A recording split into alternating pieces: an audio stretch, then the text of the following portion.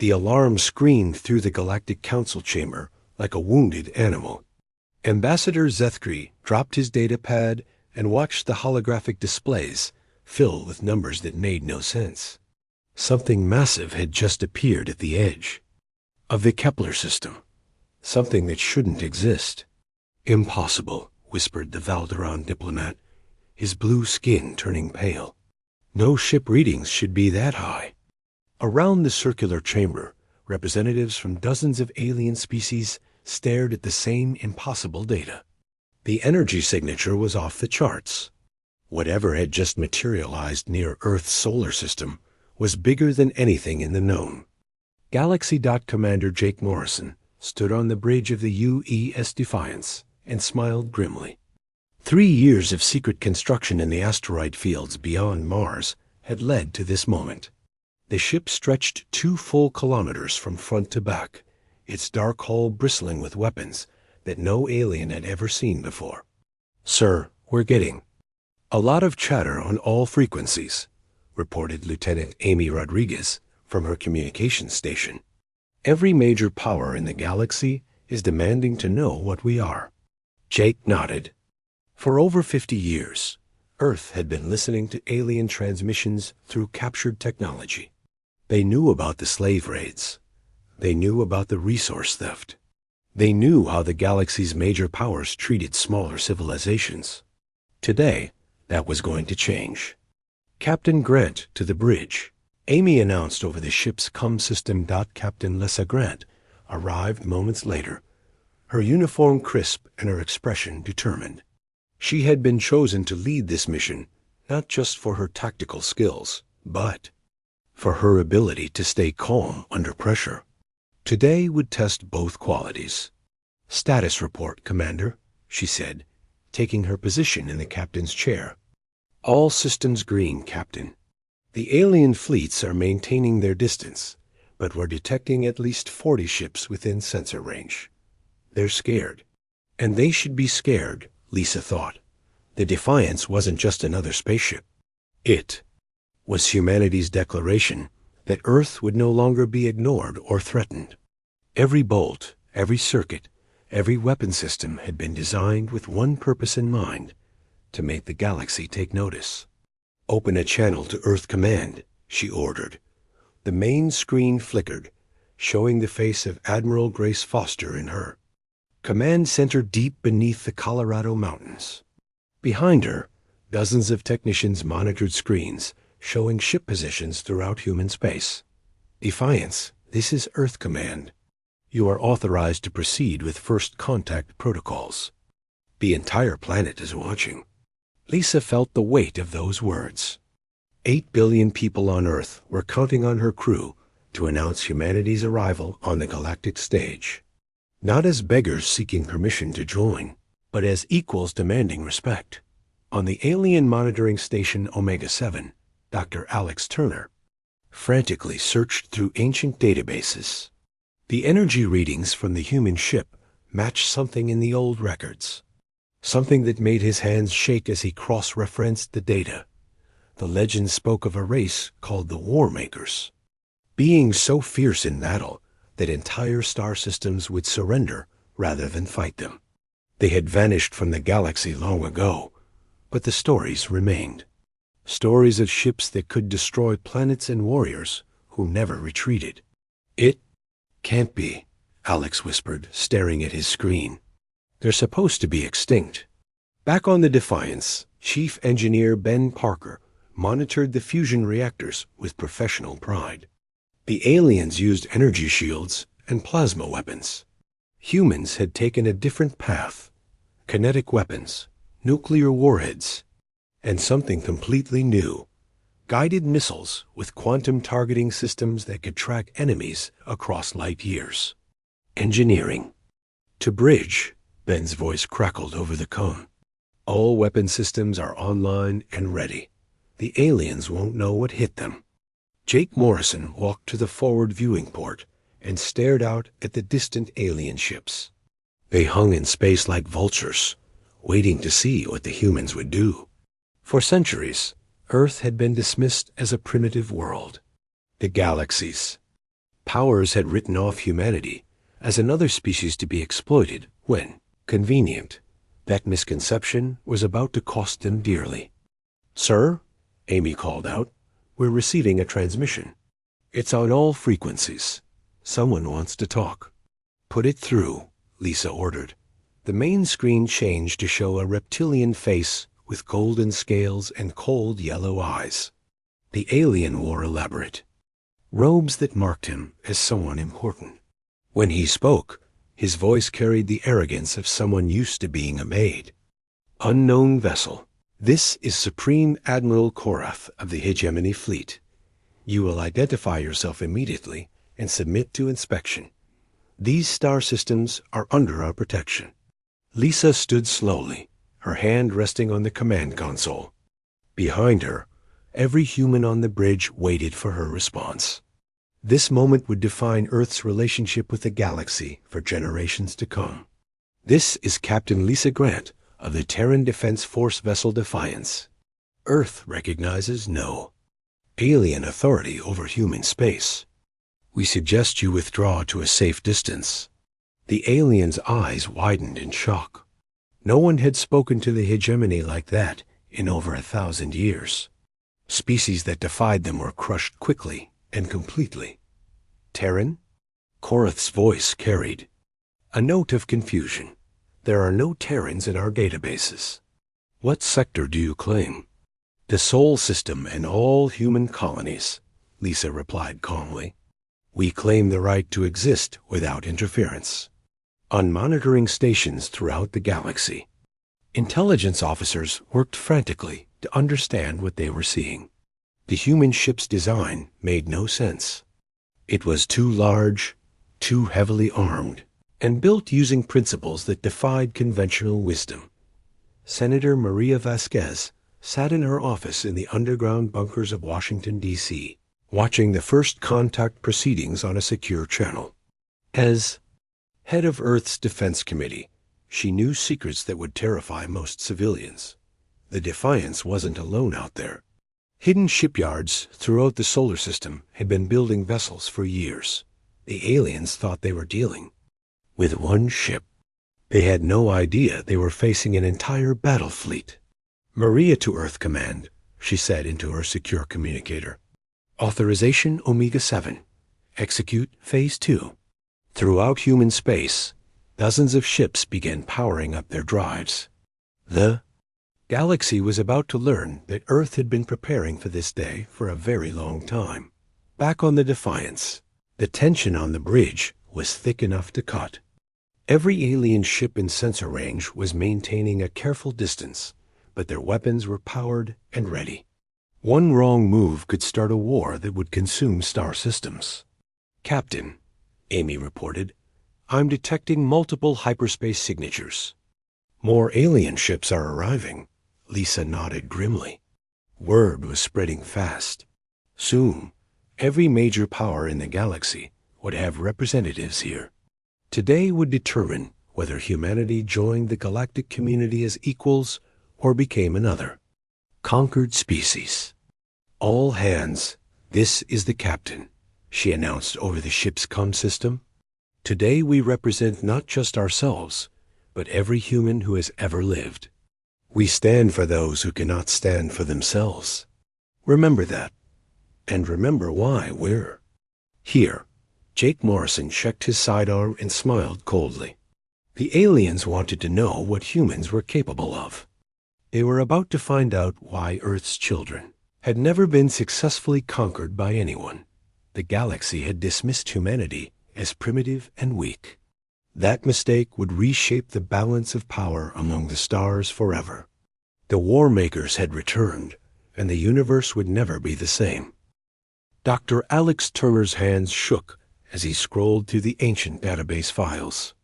The readings from the human ship matched something that shouldn't exist anymore, something that had been buried in the oldest archives for good reason. Computer. Cross-reference energy signature Delta 7 with historical records.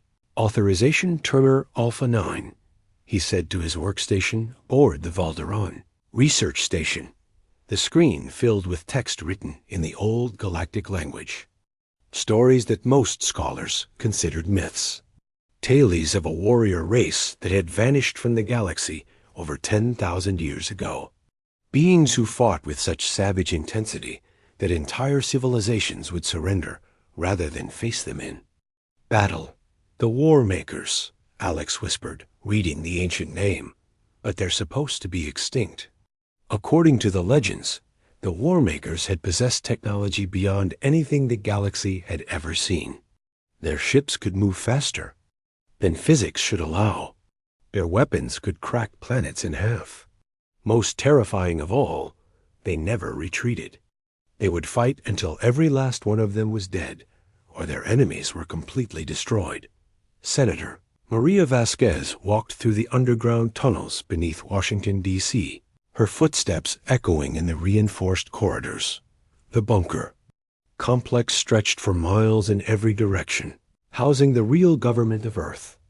The public buildings above were just for show. Senator, the encrypted transmission just came in, said her aide, handing her a datapad with shaking fingers. Maria read the message and smiled coldly. The Defiance wasn't alone out there. Hidden throughout the solar system, dozens of shipyards had been working around the clock for 3 years.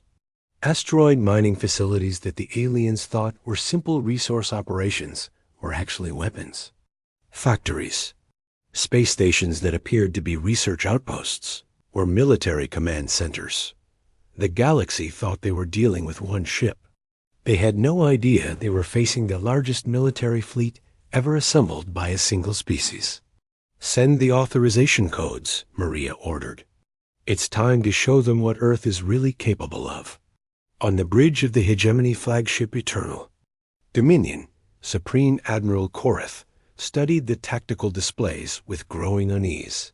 His best analysts had been examining the human ship for hours, and nothing they found made sense. Sir, the energy readings are unlike anything in our databases, reported his science officer. Their power core appears to be some form of controlled fusion reaction, but the output levels are impossible. Impossible how? Koreth demanded. Sir, no known material could contain that much energy without melting. Yet their ship shows no signs of stress or overheating. It's as if they've solved problems that have puzzled our best engineers for centuries. Koreth's scaled face twisted into a frown. The hegemony had ruled this sector of space for over 2,000 years. They had conquered hundreds of worlds and absorbed dozens of civilizations. No species had ever challenged them successfully. What about their weapons? He asked. That's the problem, sir. We can't identify them. They're not using plasma cannons or particle beams. The energy signatures don't match any known weapon type. It's like they developed an entirely different approach to warfare. Back on the research station, Alex Turner found more references to the War Makers in files that had been sealed for millennia. The ancient texts described battles that sounded like natural disasters. Entire star systems turning dark. Planets cracking apart. Fleets of thousands of ships disappearing without a trace. They called themselves by another name, Alex read aloud. Humans, from a world they named Earth. His blood turned to ice. The beings on that ship weren't just another species. They were the descendants of the most feared warriors in galactic history. The legends said they had left the galaxy voluntarily, promising never to return. Now they were back, and they had clearly spent their time in exile, becoming even more dangerous. Chief Engineer Ben Parker walked through the engineering sections of the Defiance, checking systems that the aliens couldn't even imagine. While other species had focused on energy weapons and defensive shields, humans had taken a completely different path. The ship's main weapons were kinetic projectiles fired at incredible speeds. Tungsten rods accelerated to near light speed that could punch through any known armor. Nuclear warheads with yields that could sterilize continents. And something entirely new, quantum-guided missiles that could track targets across impossible distances. Sir, All weapon systems are showing green, reported engineering specialist Carol Hayes. The aliens won't know what hit them. Ben nodded. Grimly, the galaxy's militaries were built around energy shields and plasma weapons. They had never faced an enemy that used solid projectiles and nuclear explosives. Their defensive systems were designed to stop energy beams, not physical objects, moving at relativistic speeds. Keep monitoring the reactors, Ben ordered. If shooting starts, we're going to need every bit of power we can generate. On the alien monitoring station Omega-7, Alex Turner made a discovery that made his blood freeze. Hidden in the deepest archives was a recording from the last known encounter with the War Makers. The message was 10,000 years old, transmitted by a dying civilization as their world burned. They cannot be reasoned with, the ancient voice said through the static. They do not surrender. They do not retreat. They fight with weapons that ignore our defenses and tactics we cannot predict. If you encounter the War Makers, do not engage. Do not threaten them. Do not try to rule them. Run. The transmission ended with the sound of explosions and screaming. Senator Maria Vasquez stood in Earth Command's main briefing room, watching the holographic displays that showed ship positions. Throughout human space, red dots represented the hidden fleet that had been waiting for this moment. There were more ships than most alien civilizations possessed in their entire military. Phase 2 is authorized, she announced to the assembled officers. All units are to power up and await further orders. Throughout the solar system, dormant shipyards came to life. Asteroid bases that had looked like simple mining operations revealed themselves to be massive military installations. Space stations that appeared to be research facilities dropped their disguises and showed their true nature as Fortress Command Centers. Admiral Grace Foster watched the tactical display from her command bunker deep under the Rocky Mountains. The alien fleets gathering near Earth had no idea what they were about to face. Every major power in the galaxy was sending ships, thinking they could intimidate the humans into submission through overwhelming numbers. They were about to learn why that strategy would fail catastrophically. Ma'am, we're detecting hyperspace signatures throughout the system, reported her tactical officer. Unknown vessels are emerging from the asteroid belt. Grace smiled coldly. The aliens thought they had found all of humanity's military assets. They were wrong. Earth's children had been preparing for this day for over 50 years, ever since the first alien probe had been captured and reverse-engineered. On the bridge of the Defiance, Captain Lisa Grant watched as more alien ships arrived in the system. Each one represented a different civilization, a different set of assumptions about how warfare should be conducted. They were all about to be proven wrong. Captain, we're receiving multiple transmission requests, Amy Rodriguez reported. Everyone wants to talk. Let them wait, Lisa replied.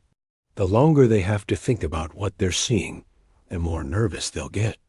Jake Morrison studied the tactical displays showing alien ship positions. They were maintaining their distance, but their formations showed they were preparing for possible combat. That was a mistake. The aliens were thinking like civilized beings who followed rules of engagement. Humans had learned warfare in a different school. They had clawed their way to the top of Earth's food chain through 10,000 years of constant conflict. They knew that rules were luxuries that the losing side couldn't afford. Sir, I'm detecting more energy signatures, Amy announced. Something big is coming out of hyperspace. A main screen filled with the image of a massive alien dreadnought. It was twice the size of any ship they had seen so far, its hull covered in weapon ports and armor plating. The vessel broadcast authority and power with every line of its design. This is going to be interesting, Jake muttered, checking his weapons one more time. The galaxy's greatest powers were gathering to judge humanity. They had no idea they were about to become the judged instead. The Shadowclaw Syndicate had made this run 100 times before. 12 sleek raider ships dropped out of hyperspace near Europa, expecting to find the usual defenseless mining colony. Easy prey, quick profit. No resistance worth mentioning. Captain Vexstar of the lead raiders smiled with too many teeth as he studied the scanner readings. The ice moon showed the typical energy signatures of a human industrial operation. These primitive beings would surrender quickly once they realized they were outgunned. Begin standard intimidation protocol, he ordered his crew. Target their communication arrays first. Make them helpless, then make them beg. What the raiders found instead changed everything. Hidden beneath Europa's ice sheet, defense platform 7 came online with a hum of barely contained power. The installation had been disguised as a simple mining operation for 3 years, waiting for exactly this moment. Massive armor plates slid away to reveal weapon systems that no alien had ever seen before. Captain Steve Collins stood in the command center of the defense platform, watching the raider ships approach on his tactical display. These aliens had picked the wrong target on the wrong day. Earth's outer colonies weren't helpless anymore. "Sir, 12 hostiles incoming," reported Weapons Officer Danny Price. "They're broadcasting surrender demands on all frequencies." Steve smiled grimly. "Reply with our own message. Tell them to leave human space immediately or face the consequences." The alien response was predictable. Vexstar echoed across the communication channel, followed by words that would be his last mistake. "Pathetic humans. We have conquered 100 worlds. Your primitive weapons cannot harm us. Surrender now, and we might let some of you live as slaves." "Wrong answer," Steve muttered. "Danny, light them up." The defense platform's main gun fired with a sound like thunder. A tungsten rod weighing 2 tons accelerated to 15% of light speed in less than a second. The projectile crossed the distance to the lead raider ship almost instantly. Vexstar had exactly enough time to see something impossible on his sensors before the kinetic projectile tore through his ship. Like tissue paper, the raider's energy shields might as well have been soap bubbles. The tungsten rod punched through the hull, the reactor, and out the other side, leaving a perfectly round hole and a rapidly expanding cloud of debris. "What in the void was that?" screamed the captain of the second raider ship as he watched his leader's vessel disintegrate. The answer came from 3 directions at once as the frigates UES Wolverine, U's Badger, and UES Hawk decloaked around the raider formation. The ships had been hiding in Europa's shadow, their stealth systems making them invisible to alien sensors. Captain Steve Collins commanded the Wolverine as it demonstrated humanity's approach to space combat. While the aliens relied on energy, weapons, and defensive shields, humans had perfected something entirely different. Overwhelming firepower delivered with surgical precision. "Fire missile spread alpha," Steve ordered from his command chair. 20 guided missiles launched from Mars. The Wolverine's tubes, each one equipped with quantum targeting systems that made evasion impossible. The missiles could track their targets across light years if necessary, adjusting course instantly to counter any defensive maneuver the raider ships tried to run. Their plasma cannons fired desperately at the incoming missiles, but the projectiles were too small and too fast to hit. Energy shields that could stop plasma beams were useless against physical objects with nuclear warheads. The first missile struck a raider amidships. The nuclear explosion vaporized half the vessel and sent the remainder spinning into space as a molten wreck. The second and third missiles found their targets moments later, adding 2 more debris clouds to the battle space.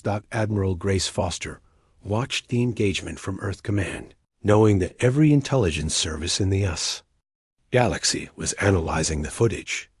This wasn't just a skirmish. It was humanity's announcement that the rules of warfare had changed. "Ma'am, the remaining raiders are attempting to retreat," reported her tactical officer. "Let 2 of them go. Grace ordered. "The galaxy needs witnesses." On the bridge of the fleeing raider ship Night's Edge, Captain Zekai stared at his tactical display in horror. 11 ships had entered this system. Only 2 remained functional. The humans had destroyed 9 vessels in less than 10 minutes using weapons that seemed to ignore every known law of physics. "How are their projectiles moving so fast?" demanded his science officer. "No known propulsion system can accelerate matter to those velocities." "I don't care how they do it," Zekai snarled. "Just get us out of here before they decide to finish." Use off. The surviving raiders jumped to hyperspace, carrying news that would terrify every military commander in the galaxy. The humans didn't fight like civilized beings. They fought like the ancient legends described the war makers, with weapons that couldn't be stopped and tactics that couldn't be predicted. Dr. Alex Turner sat in his research lab on Omega-7, comparing the battle footage with ancient records. The similarities were unmistakable. The humans fought exactly like the war makers of legend. Fast, brutal, and without mercy for those who threatened them. "Computer, analyze human tactical doctrine based on available data," he commanded. The results made his blood run cold. Human weapons were designed to counter every known defensive system in the galaxy. Kinetic projectiles ignored energy shields. Nuclear warheads bypassed armor through raw destructive force. Quantum-guided missiles made point defense systems useless. It was as if humanity had studied every alien military technology and specifically designed counters for each one. Which, Alex realized with growing horror, was exactly what they had done. Captain Lisa Gret received the battle report aboard the Defiance with satisfaction. The Shadowclaw Syndicate had been testing human defenses for months, probing for weaknesses. Today, they had found only strength. "How many raiders escaped?" she asked Jake Morrison. 2 ships, as ordered. They'll spread the word about what happened here. Every pirate organization in the galaxy will think twice before attacking human targets. Good. What about the alien response? Jake gestured to the tactical display, showing dozens of alien warships maintaining their distance from the Defiance. "They're getting nervous. Several fleets have pulled back to what they consider safe range." Lisa nodded. The demonstration at Europa had served its purpose. The galaxy now knew that humanity possessed both the will and the ability to defend itself. The question was whether the major powers would accept this new reality or try to crush Earth before it became too strong. On the Hegemony flagship, Supreme Admiral Korath studied the battle recordings with growing unease. His military advisors were arguing among themselves, trying to understand how the humans had achieved such devastating results. "Sir, their weapons appear to be purely kinetic," reported his chief tactical officer. "Solid projectiles accelerated to enormous velocities. Our shields are designed to stop energy weapons, not physical objects." "What about their missiles?" "Even worse, sir. They appear to use some form of quantum entanglement for guidance.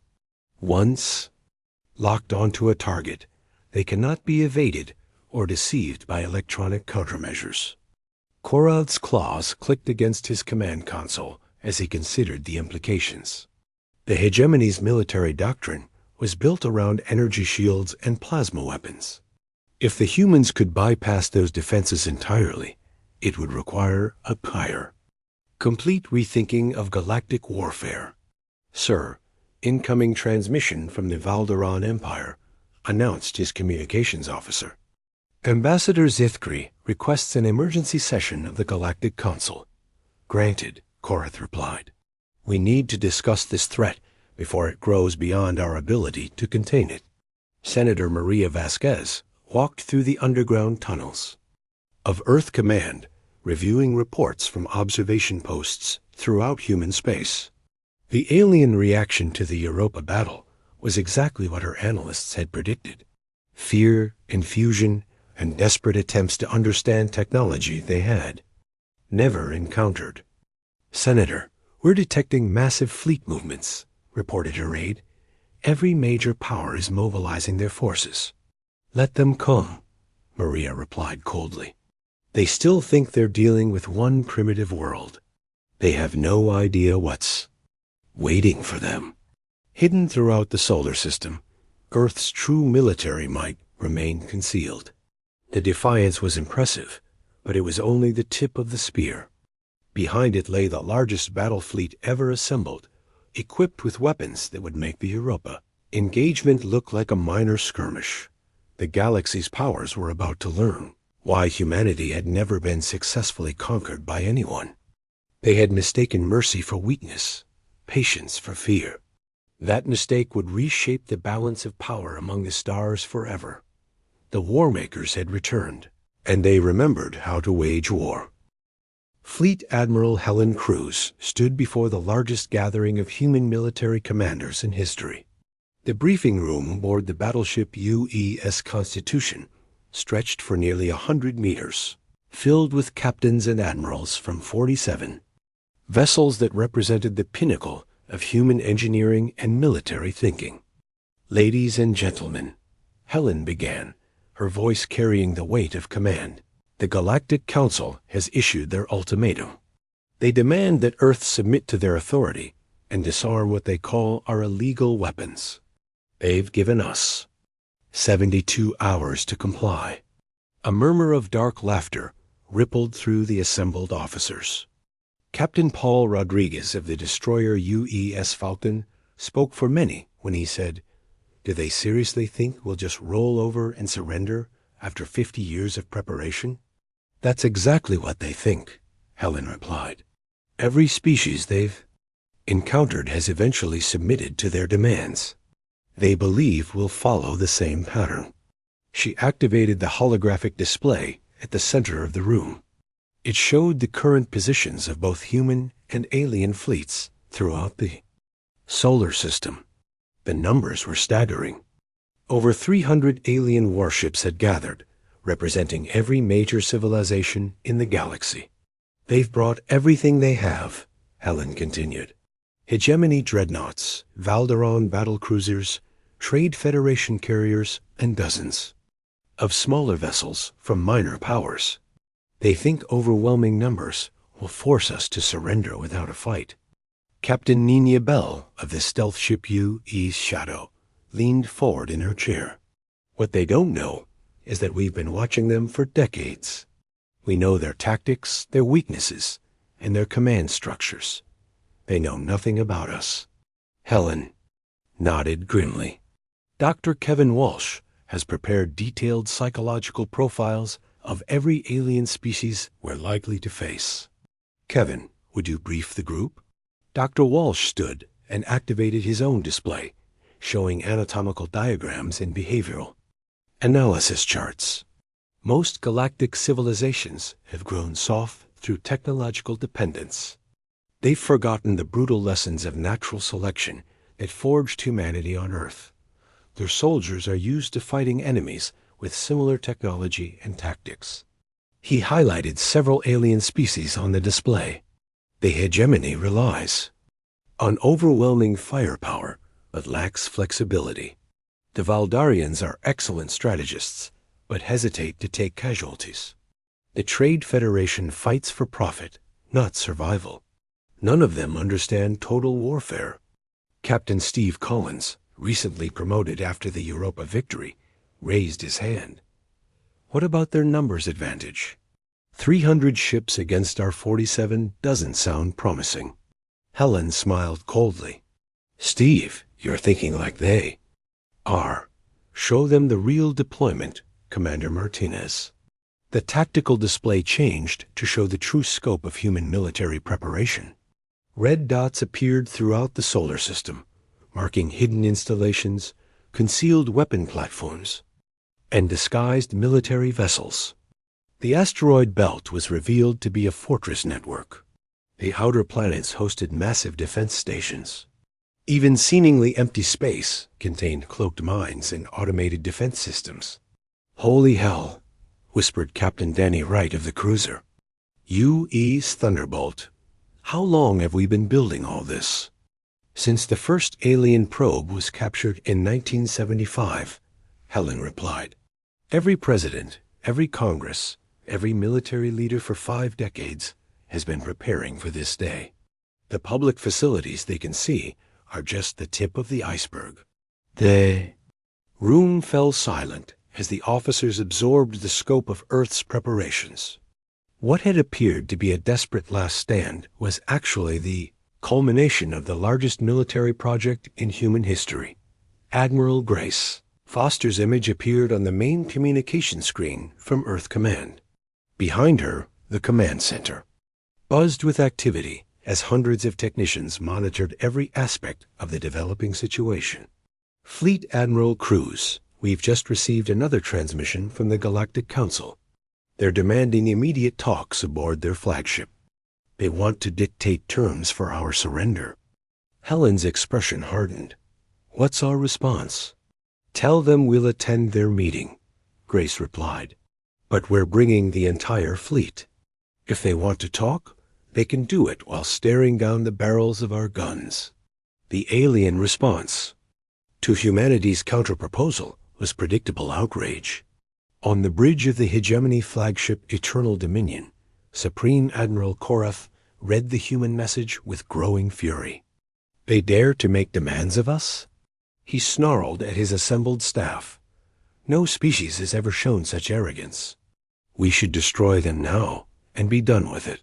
His chief tactical officer, a cautious Valdarian named Velquin, studied the latest intelligence reports with obvious concern. Sir, our analysis of the Europa battle suggests the humans possess capabilities we don't fully understand. Perhaps negotiation would be ... Negotiation? Korath's voice rose to a roar. We are the hegemony. We do not negotiate with primitives. We rule them. But even as he spoke, Korath felt a nagging doubt.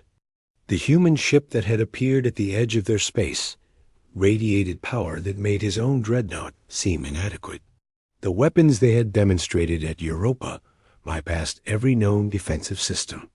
Most disturbing of all, intelligence. Our EPORTS suggested the humans had been preparing for this confrontation for decades. Dr. Alex Turner worked frantically in his laboratory aboard the research station, compiling everything he had learned about humanity's true nature. The ancient records painted a picture that chilled him to his core. The war makers hadn't been another spacefaring civilization. They had been something else entirely. Computer, compile all references to war maker biology and psychology. He commanded. The results confirmed his worst fears. The ancient texts described beings who had evolved on a death world where survival required constant warfare. Creatures who viewed conflict not as a last resort, but as a natural state of existence. Most terrifying of all, they were described as beings who became more dangerous when threatened. They don't fight to win territory or resources, Alex whispered, reading the oldest records. They fight to ensure their species survives, and they will sacrifice everything to achieve that goal. Captain Lisa Grant stood on the bridge of the Defiance, watching the massive alien fleet maintain its position around Nexus Prime. The Galactic Council had chosen the neutral station as the site for their ultimatum delivery. They wanted to demonstrate their power while maintaining the illusion of civilized behavior. Captain, we're receiving deployment orders from Fleet Command, reported Amy Rodriguez. Lisa read the orders and felt a cold satisfaction. The entire human fleet would emerge from hyperspace simultaneously, surrounding the alien armada before they could react. It would be a demonstration of tactical coordination that would shock every military observer in the galaxy. Relay the orders. To all ships, she commanded. We jump in exactly 6 hours. Make sure everyone understands the formation protocols. Jake Morrison studied the tactical displays showing alien fleet positions. The enemy commanders had arranged their ships in traditional battle formations, designed to maximize firepower, while protecting vulnerable vessels.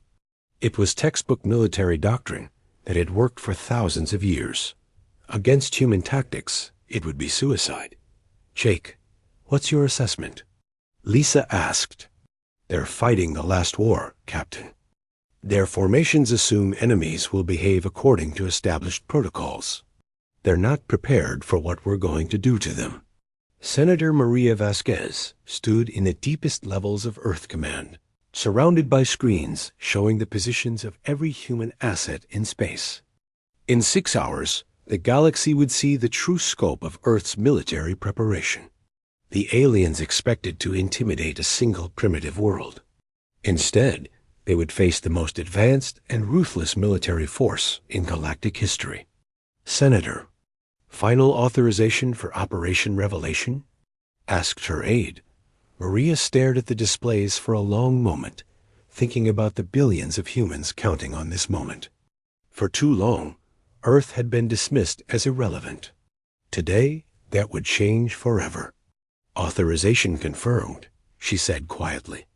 Let's show them what happens when you threaten humanity's children. Throughout human space, the largest battle, fleet ever assembled, began its final preparations.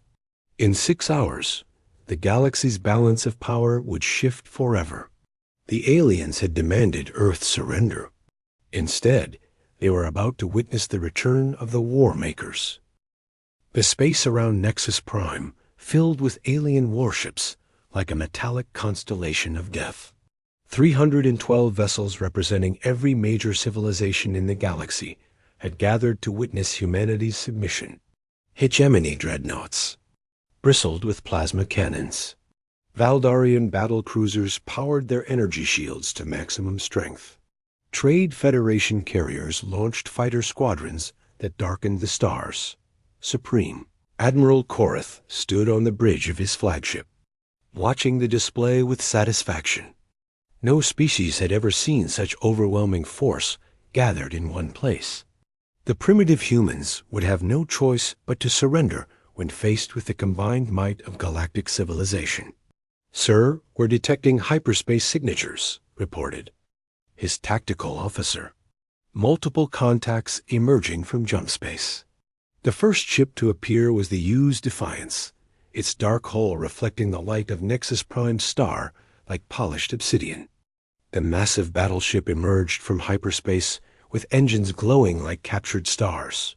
Its weapon ports sealed, but ready for instant deployment. Then came the rest. The UES Constitution materialized alongside the Defiance, followed by the UES Independence, the UES Liberty, and the UES Justice.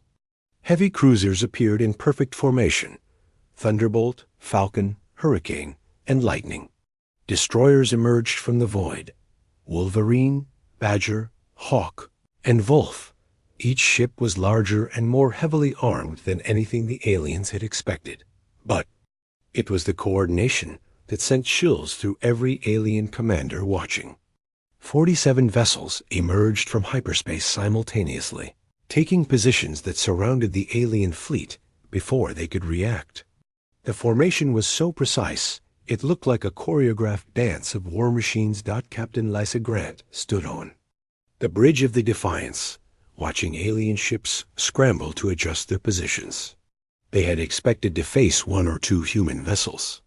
Instead, they found themselves surrounded by a battle fleet that moved with mechanical precision.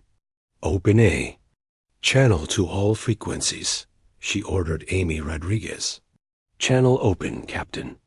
Lisa stepped forward, knowing that her words would be heard by billions of beings across the galaxy. This moment would define humanity's place among the stars for generations to come. This is Captain Lisa Grant of the Terran Defense Force. We come in peace, but we are prepared for war. Earth stands ready to join the galactic community as equals, not subjects. The silence that followed was deafening. For the first time in galactic history, someone had challenged the established order with both words and the firepower to back them up. Ambassador Prime Veltar of the Galactic Council broke the silence with words that would seal his civilization's fate. His voice carried across all frequencies, filled with the arrogance of someone who had never been truly threatened. Unknown vessels, you will power down your weapons and prepare to be boarded. The Galactic Council does not negotiate with primitives. Submit to our authority immediately or face the consequences. Lisa Grant's expression never changed, but every human officer on every human ship felt the same cold fury. The aliens had just made their final mistake. All ships, this is Admiral Cruz, came Helen's voice over the fleet communication network. Target acquisition authorized. Show them what 47 human warships can do. Throughout the human fleet, weapon systems that had never been tested in actual combat came online with lethal precision. Every alien vessel suddenly found itself targeted by weapons they couldn't identify using technology they didn't understand. The tactical displays on alien ships began screaming warnings. Energy signatures beyond anything in their databases. Target. Locks that couldn't be broken. Weapon systems that defied every known principle of physics. President Carl Hughes materialized on every screen in the alien fleet. His image broadcast simultaneously from Earth. Behind him stood the flags of every nation on his planet, united for the first time in human history under a single banner. I am Carl Hughes, President of the United Earth Government. You have demanded our surrender. You have threatened our people. You have declared yourselves our masters without our consent. Today, that ends. He paused, letting his words sink in across hundreds of alien command centers. Humanity offers the galaxy a choice. We can build a future of cooperation and mutual respect, where strong and weak species work together for the benefit of all. Or, you can try to maintain your system of domination and exploitation. Choose carefully. You will not get another chance. Supreme Admiral Korath stared at his tactical displays in growing horror. Every human ship was locked onto multiple alien vessels with weapons that could fire instantly. His own flagship alone was targeted by 6 different human warships, each one capable of destroying a planet. Sir, should we power weapons? Asked his tactical officer with a trembling voice. Korath looked at the display showing human fleet positions. They had moved with impossible coordination to surround the largest military force ever assembled. If shooting started, the casualties would be catastrophic. Negative, he said quietly. Hold position. Dr. Alex Turner watched the confrontation from his research station, comparing what he saw with the ancient records. The humans were following the exact same pattern described in the oldest texts. Overwhelming force applied with surgical precision. Demands delivered without room for negotiation. The choice between cooperation and annihilation. Computer, analyze current human tactical formation against historical warmaker battle doctrine. He commanded. The results confirmed his worst fears. The humans hadn't just returned to the galaxy. They had perfected the art of warfare during their long exile. Every ship was positioned to maximize damage while minimizing their own exposure. Every weapon system was designed to counter known alien defensive capabilities. Senator Maria Vasquez stood in Earth Command, watching the standoff, developed through feeds from observation satellites throughout the system. Behind the human fleet, invisible to alien sensors, waited the true scope of Earth's military preparation. Orbital defense platforms, automated missile batteries, cloaked hunter-killer ships ready to strike without warning. Senator, the alien. Fleet is requesting permission to withdraw, reported her aide. Denied, Maria replied coldly. They came here to dictate terms. Now they can listen to ours. Captain Jake Morrison studied the alien fleet formations from his position on the Defiance Bridge. The enemy ships were powerful, but they were designed to fight enemies who followed the same rules they did. Energy shields against plasma weapons. Armor against particle beams. Tactics based on mutual destruction rather than complete victory. The aliens had no defense against kinetic projectiles fired at near light speed. No countermeasures for nuclear warheads guided by quantum entanglement. No experience fighting an enemy that viewed warfare as a science rather than an art. "Captain, the alien fleet is powering down weapons," reported Amy Rodriguez. Lisa nodded grimly.